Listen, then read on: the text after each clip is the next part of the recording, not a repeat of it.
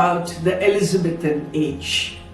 Yes, Elizabeth I, who ruled in the 16th century.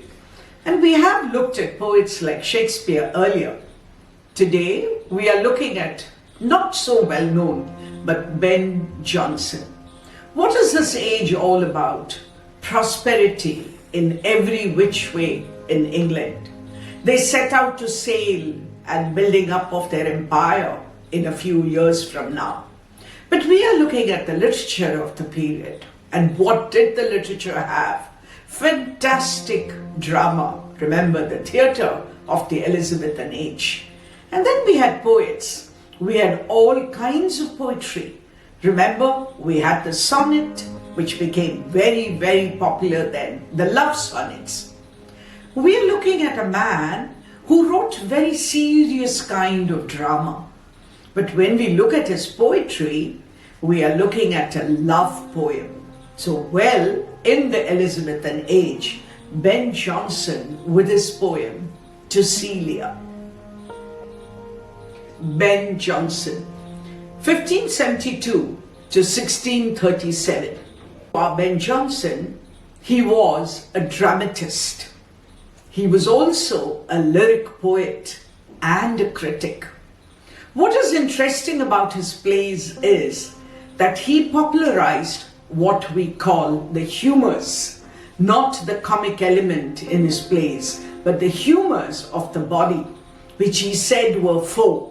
And depending on which humor you had, that would determine your temperament. Well, he did write every man in his humor, every man out of his humor, etc. But when I talk about Ben Jonson, I also need mention his writing of the masques. There I go back to the spelling again. It is M-A-S-Q-U-E. Not the mask, which you wear to hide your face. Not that mask. So he wrote masks too.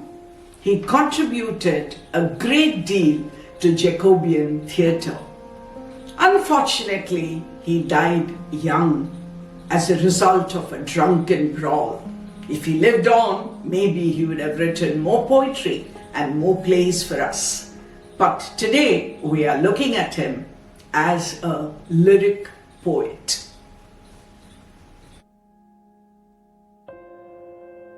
To Celia. Well, who Celia is, we don't really know. A lady love, or probably an imagined lady love.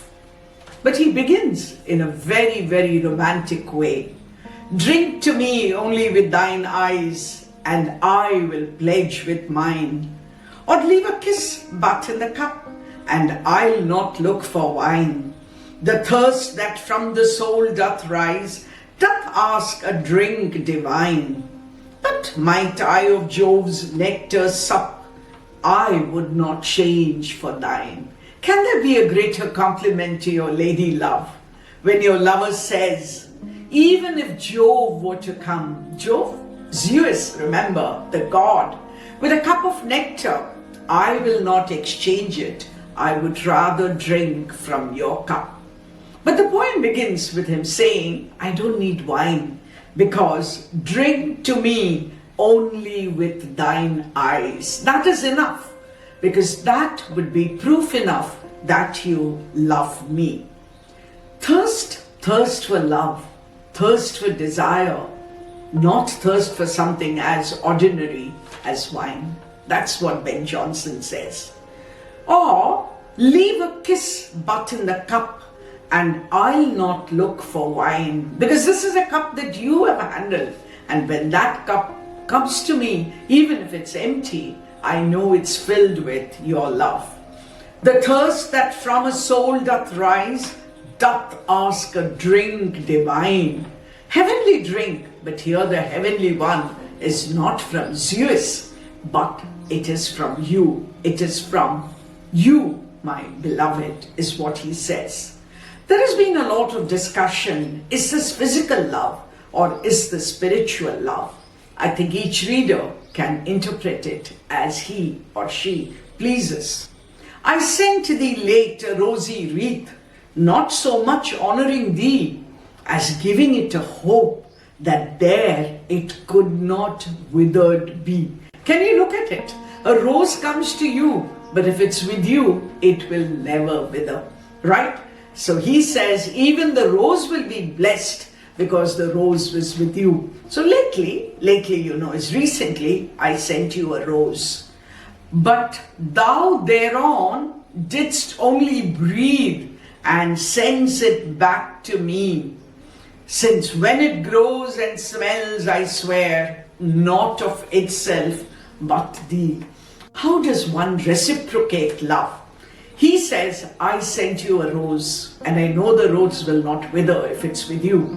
And what did you do? You sent back the rose to me.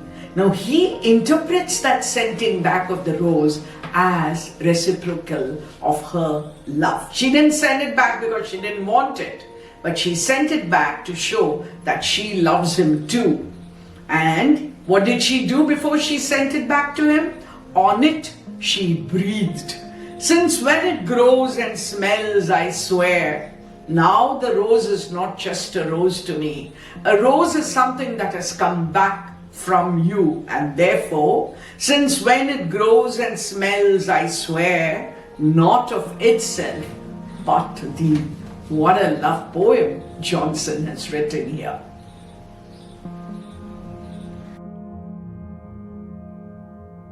The poem is a 16-lined poem, not 14. It's not a sonnet. It has got 4 quatrains. What is a quatrain? A quatrain is a 4-lined stanza. So quick maths, 4 into 4, the poem has 16 lines. With a very simple kind of rhyme scheme, ABCB, ABCB.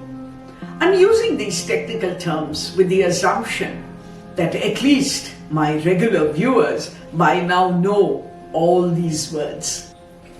When I look at this poem and try to list the figures of speech, I'm amused, I'm amazed by this great poet who in a 16-lined poem can have ever so many figures of speech. I think I'm going to just list them for you because we have looked at poems where these figures of speech have already appeared. So let me begin with the easiest of them, which is alliteration. And you know, that is the repetition of sound in successive words, in the beginning of successive words. Then you've got assonance and you've got consonants. One is the repetition of vowel sounds, one is the repetition of consonant sounds. And then here's something which we probably need a little revision about, and that is enjambment.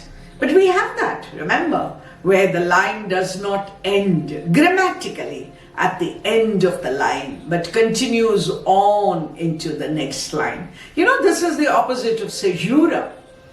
Think about it. What is caesura? When we have a punctuation mark right in the middle of a sentence, of a line. There is another interesting figure of speech, which is hyperbole, which is exaggeration. Thinking of having wine from the cup of Zeus, I think, is exaggeration at its best. So these are the figures of speech that we see in this poem.